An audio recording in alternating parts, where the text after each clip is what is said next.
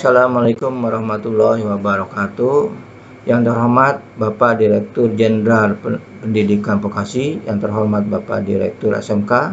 Perkenalkan, nama saya Bapak Dr. Andes Umar Al-Ghazali, Kepala SMK Bina Sejahtera 2 Kota Bogor. Bina Sejahtera mempunyai visi menjadikan lulusannya beriman, bertakwa, kompeten dalam persaingan global.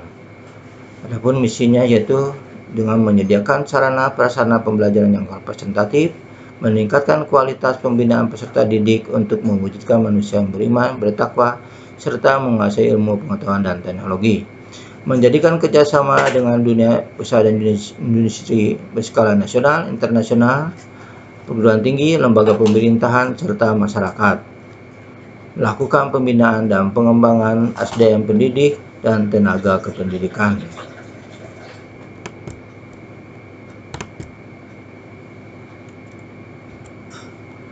Adapun analisa SWOT Bina Sejahtera, yaitu Bina Sejahtera dari 2013 sudah bekerja sama dengan PT JIK, terutama dalam seleksi untuk menyalurkan tenaga magang ke Jepang. Alhamdulillah Bina Sejahtera sudah melakukan ini dari sejak 2013. Kemudian bekerja sama dengan Toyota Astra Motor dalam manajemen Kaizen. Kemudian dengan baru-baru ini dengan Departemen Perindustrian bekerja sama dengan Link and Match, ya. Kemudian kami juga bekerja sama dengan BLK Bandung dalam PKL serta dalam magang setelah lulus dari sekolahan. Kemudian alhamdulillah sudah meningkatnya penggunaan IT di kalangan pendidik, terutama dalam pembelajaran online.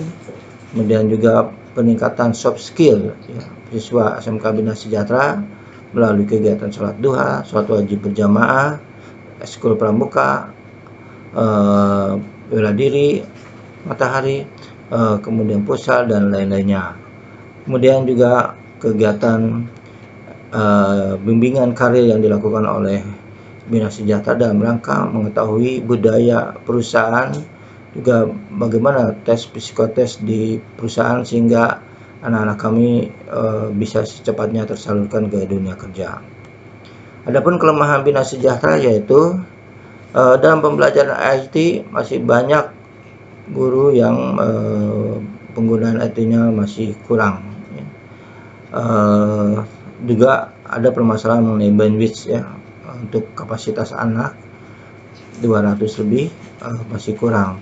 Kemudian pelaksanakan uji kompetensi yang dilakukan di Bina Sejahtera masih dalam tingkat paling rendah, yaitu ujian mandiri, sedangkan yang paling tinggi yaitu ujian kompetensi LSP.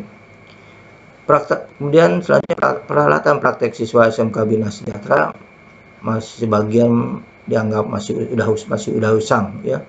Kemudian ketersediaan buku-buku produktif, terutama teknik kendaraan ringan, dianggap masih kurang. Kemudian kemampuan ekonomi orang tua siswa yang kurang mendukung.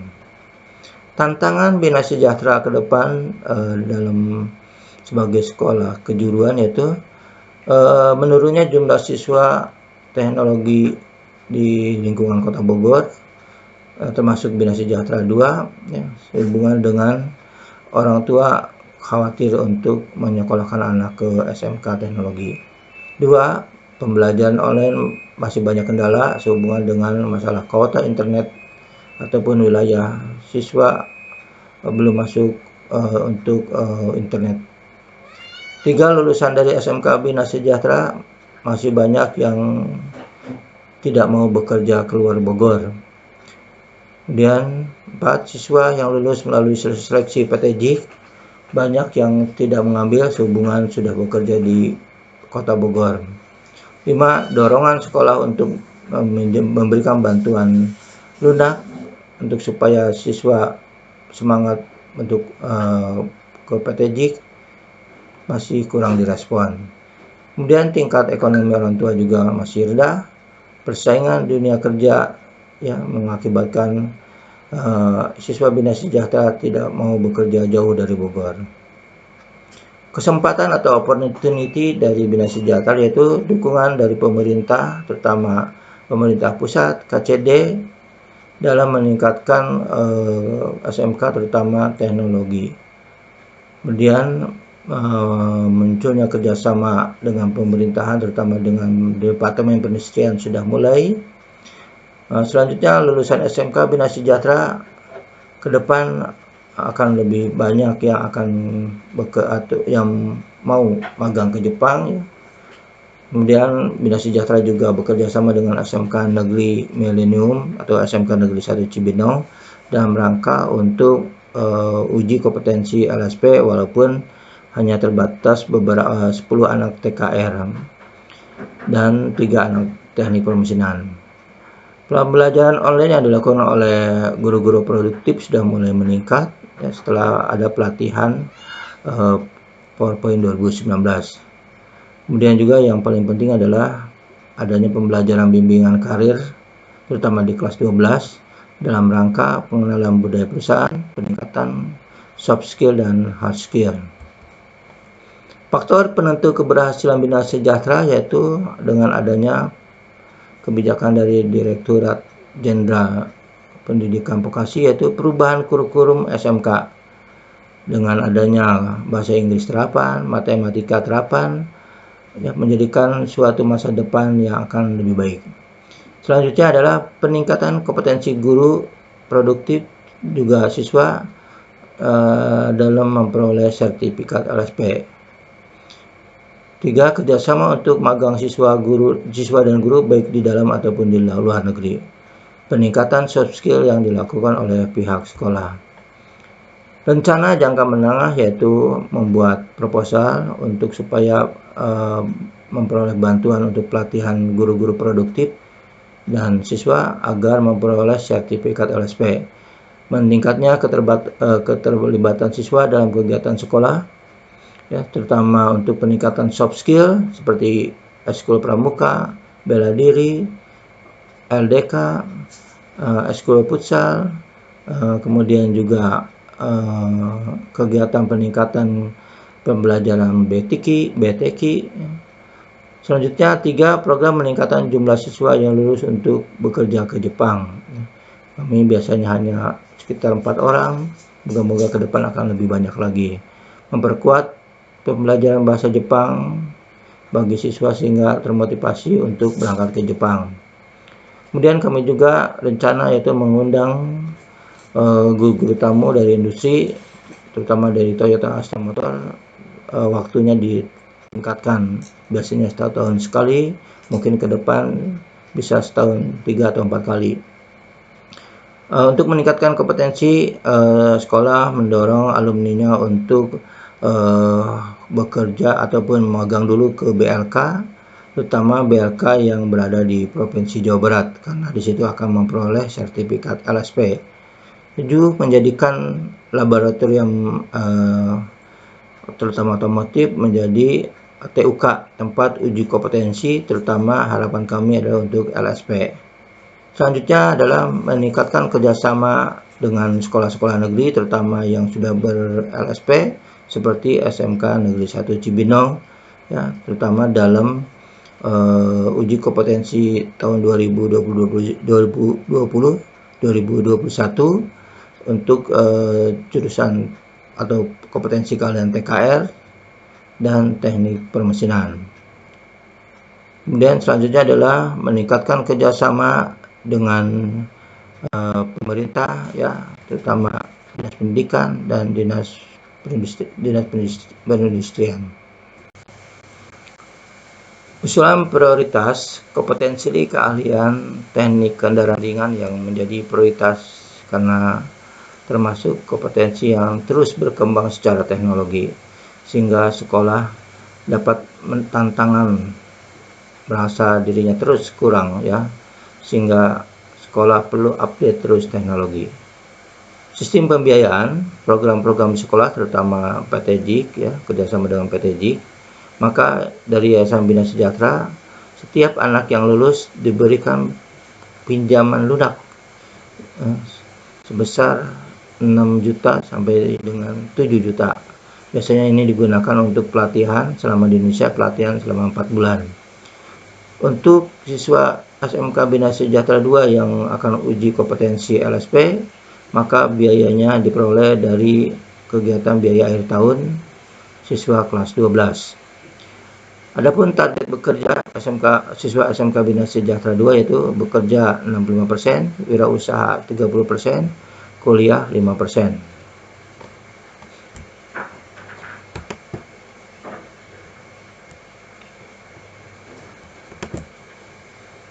Mitra dari SMK Bina Sejahtera itu pertama lembaga pemerintah PSMK, Dinas Pendidikan, kemudian Dinas Perindustrian, PT JIK, Toyota Astra Motor, SMK Negeri 1 Cibinong. Hapus dulu yang salah deh, dipotong lagi. Mitra SMK Bina Sejahtera 2 yaitu lembaga pemerintahan, terutama Dinas Pendidikan, Dirjen Pendidikan Vokasi, Dinas Perindustrian, kemudian pihak swasta yaitu PT JIK, Toyota Astra Motor, kemudian juga dari SMK Negeri 2 Kota Bogor, SMK Negeri 1 Cibinong, BLK Provinsi Jawa Barat, Auto 2000, Bengkel Suzuki, dan lain-lainnya. Dukungan KCD dalam merekomendasikan bantuan-bantuan pemerintah pusat dan bantuan pemerintah provinsi. Juga yayasan dalam menggunakan dana BOS untuk pelatihan peningkatan kompetensi guru.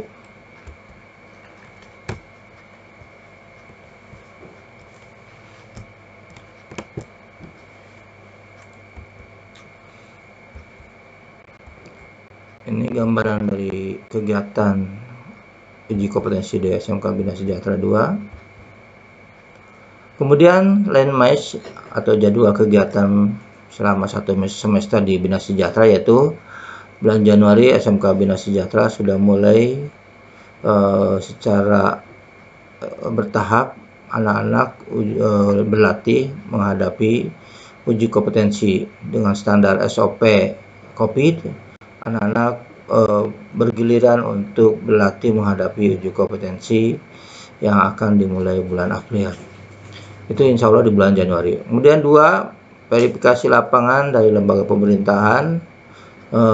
Kebetulan Bina Sejahtera dapat bekerja sama dengan perindustrian, berusaha untuk memperoleh program bantuan TEPA.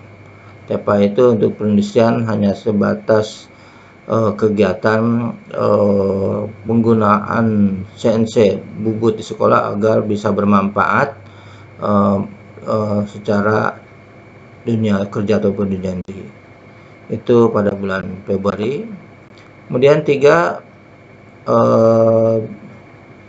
biasanya kami pada bulan Februari adanya tes dari PT JIK, tapi bulan ini tidak terjadi akibat dari COVID.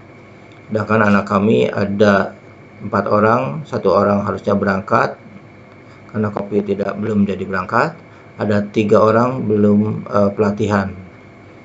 Itu biasanya bulan Februari. 4, kunjungan Kepala Program Teknik Permesinan dan Teknik Kendaraan Ringan ke SMK 1 Cibinong dalam rangka untuk uji kompetensi LSP, di mana guru-guru SMK Negeri 1 Cibinong sudah bersertifikasi LSP.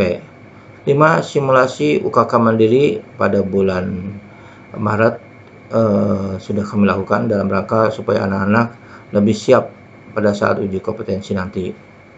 Kemudian kunjungan asesor LSP pada bulan Maret ini untuk melihat kondisi ruang praktek LSP yang akan diadakan di SMK Bina Sejahtera 2, apakah layak atau tidak untuk UKK TKR LSP.